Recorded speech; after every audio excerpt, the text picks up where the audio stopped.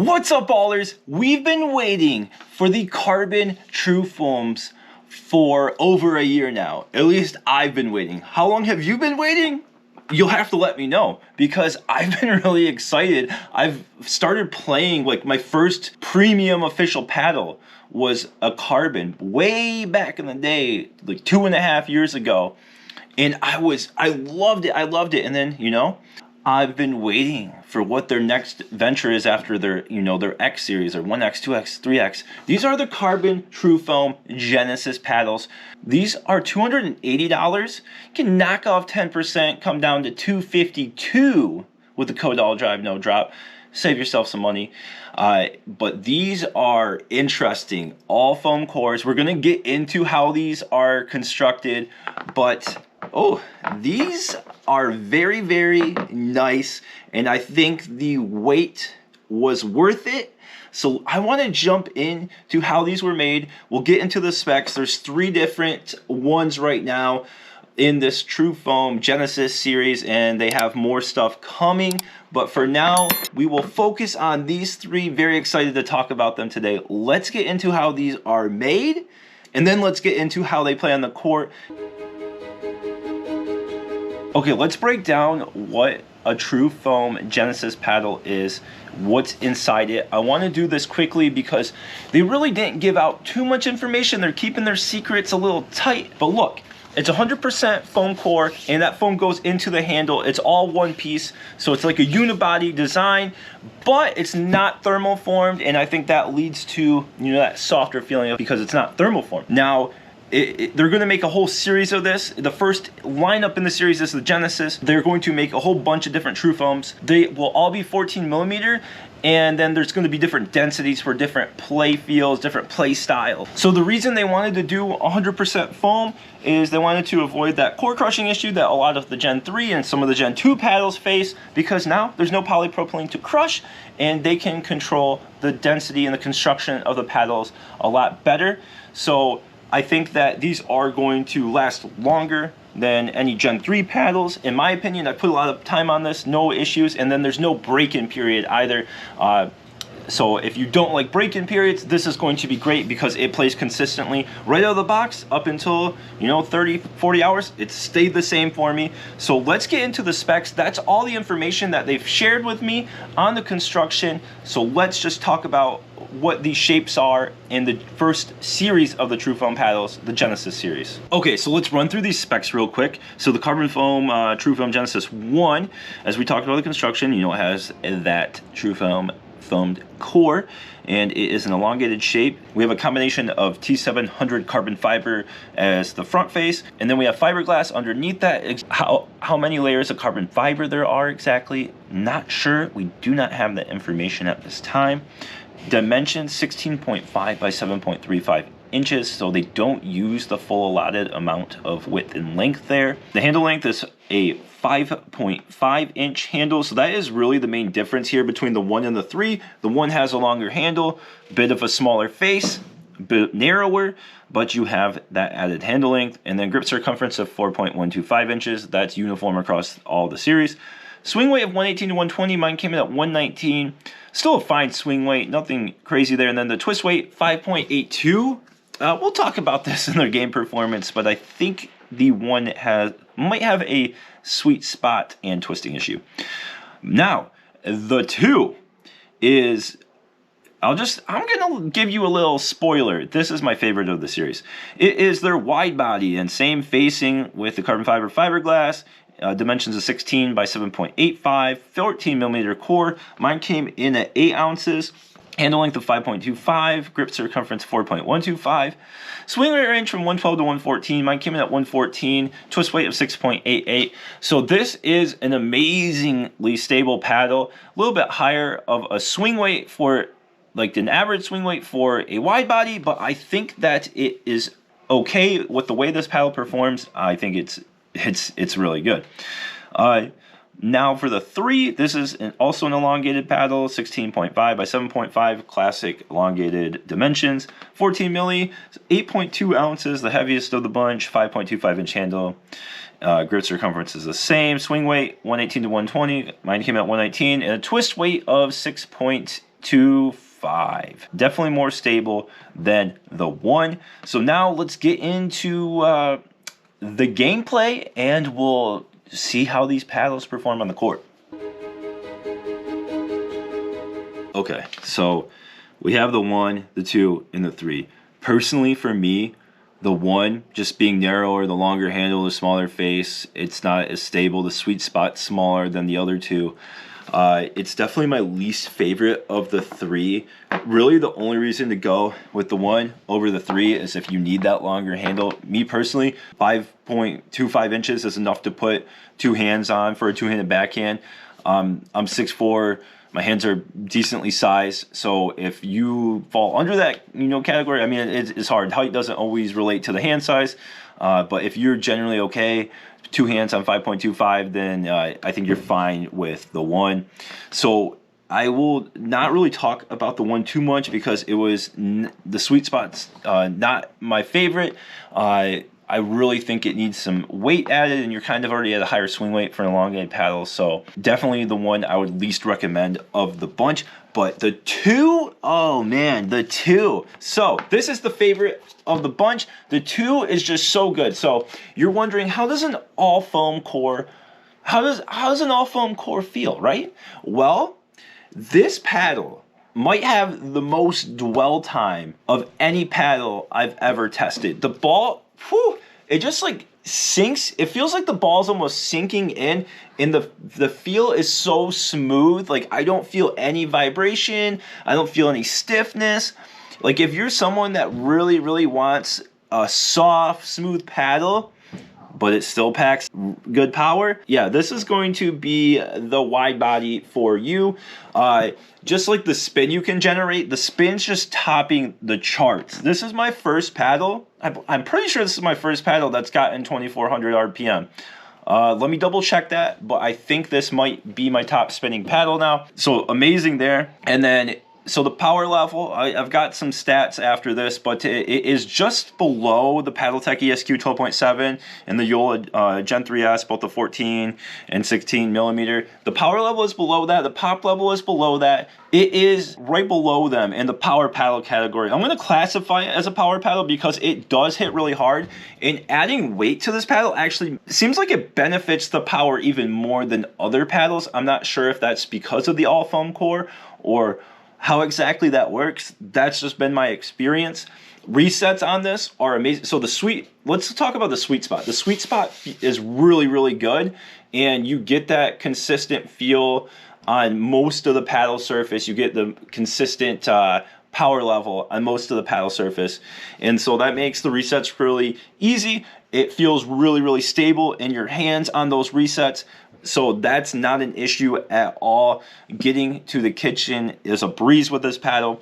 And then with all that spin, your drops and your dinks and your drives just feels like you have a lot more confidence in where you're going with the ball. You're able to place it more. The more spin you get, the smooth feel you get with it. I just had really good touch with this.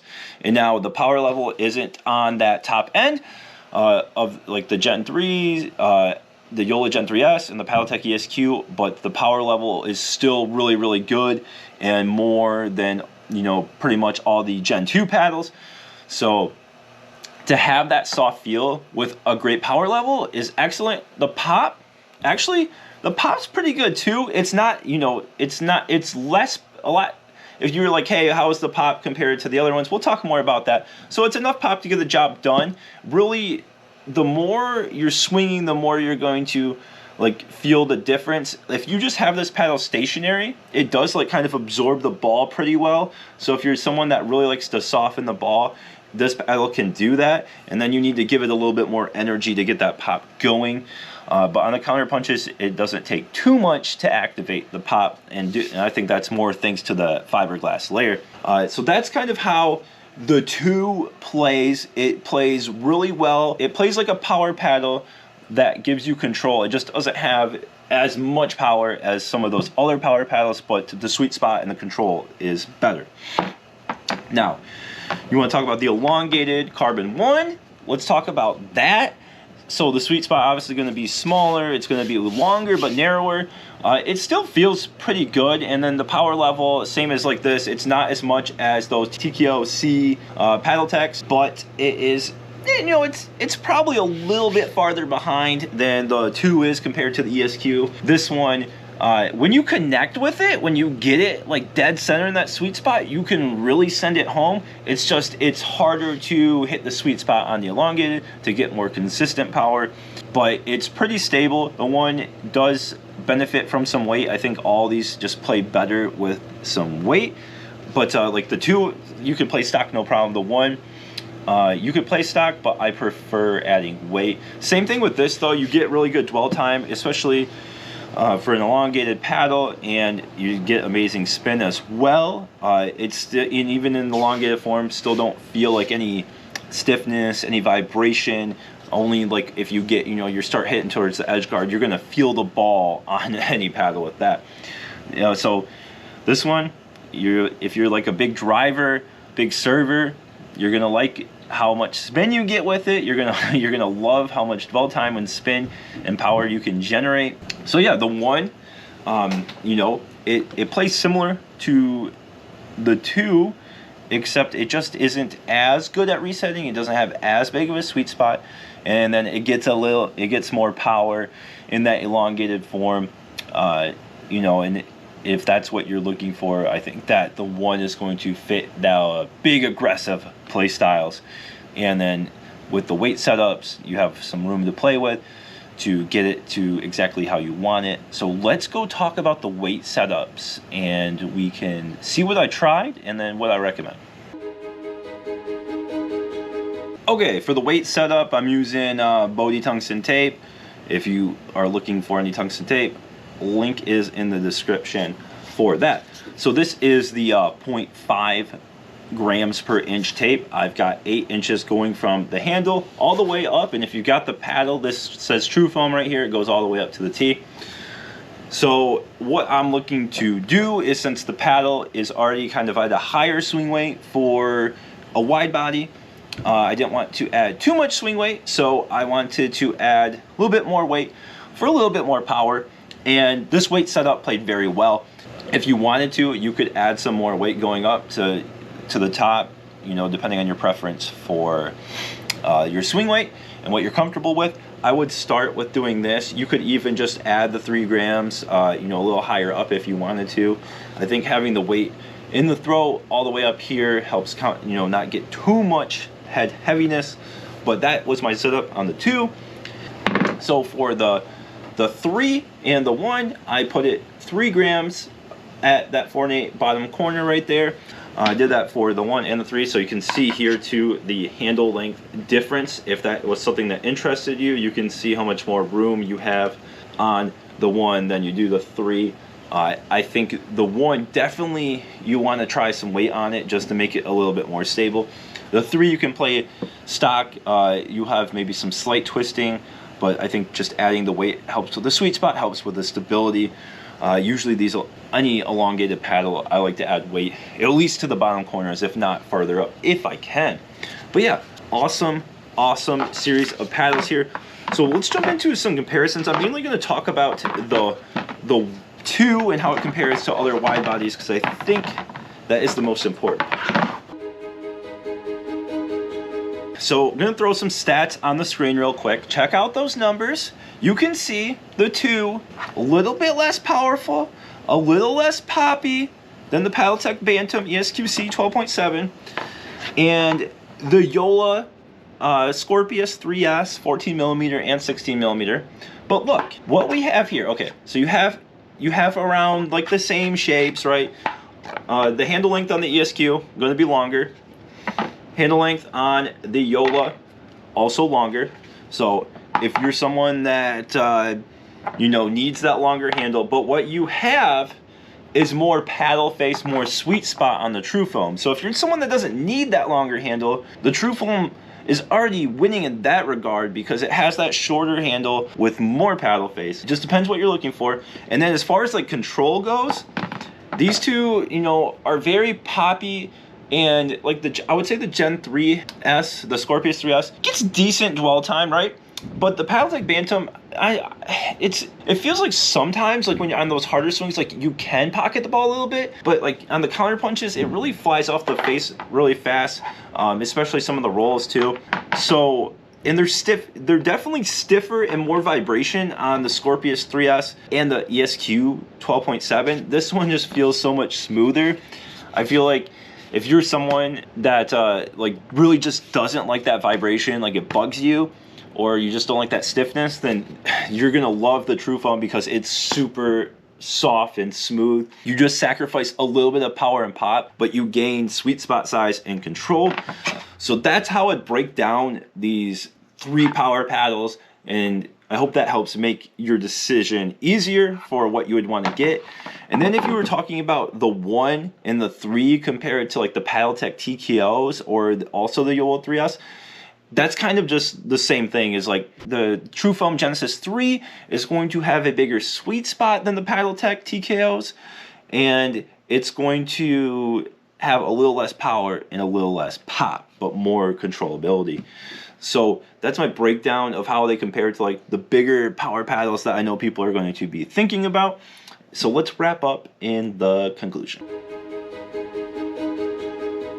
The question of the day: do I recommend the Carbon TruFoam Genesis series? Do I recommend 1, 2, or 3? Well, I really think that the TruFoam Genesis 2 is going to be the best paddle for most people out of the series. It was the best paddle for me. It was my favorite by far. And I think that a ton of people would play very well with it. And if you need the elongated, definitely go with the 3 over the 1, unless you really need that 5.5 inch handle and you're comfortable adding some weight to get it to a higher swing weight. Now, the price point, $280, coming down to $252 with code AllDriveNoDrop. It just kind of seems to be the way we're headed with prices these days. But with all the paddles it competes with, that's the prices they're at. So for me, I can recommend it, and with the performance being amazing, and for me, the reliability is most likely going to be better than the competitors long term, I imagine. Maybe not for Paddleteks. The Paddleteks have been doing pretty well, but as far as like the Joola 3S and other Gen 3 paddles, you know, having core crushing issues, having this all foam core and having, you know, I guess you can't core crush it, right? Because there's no polypropylene cells to crush, and hopefully no edge guard issues, because we have seen paddles with foam expanding out the edge guard, but I haven't seen or heard from anyone having issues yet. And I know quite a few people have had these in their hands, and I've put a lot of time on these. No problems for me. No break-in period. That one's huge. I love that it has no break-in period, because it just lets you get a paddle and get, you know, if you want to get 2 or 3 paddles for tournaments, it lets them all play the same. And that's, oh, it's so important. With the dwell time these get, the spin they get, and the good power, easy recommendation. I think they nailed it. I think this is going to be a big, big seller. If you have any questions, please let me know. I'm happy to answer anything in the comments, so leave them there. Make sure you like this video if you think it provided the value that you needed it to provide, and always smash that subscribe. Helps me grow the channel, helps me keep making these videos. I really do appreciate all the support. So that is it. Thank you very much, and go play some pickleball.